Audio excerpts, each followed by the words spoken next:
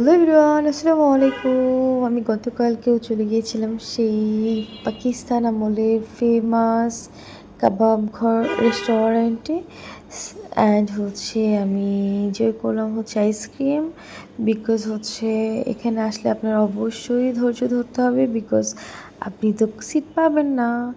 So আপনি কিন্তু দাঁড়ায় থাকতে হবে, ততক্ষণ আপনি আইসক্রিম এনজয় করতে পারেন আমার মতো। যাই হোক, আমি এই যে নিয়েছি পেস্তা বাদাম আইসক্রিম, অ্যান্ড আজান খাচ্ছে চকলেট আইসক্রিম। আমরা ওয়েট করতেছি। অ্যান্ড আমার হাজবেন্ড খাবে falooda, cute cute pink colour falooda, অনেক মজা ছিল। যাই হোক, আপনার ওয়েটিং টাইমটা আপনার মনটাকে ভালো করে দিবে, বিকজ আপনি লাস্টলি যে খাবারটা পাবেন, আপনার পেটটা ঠান্ডা হয়ে যাবে। হ্যাঁ, অ্যাকচুয়ালি এদের কাবাব বেস্ট ইন সিটি।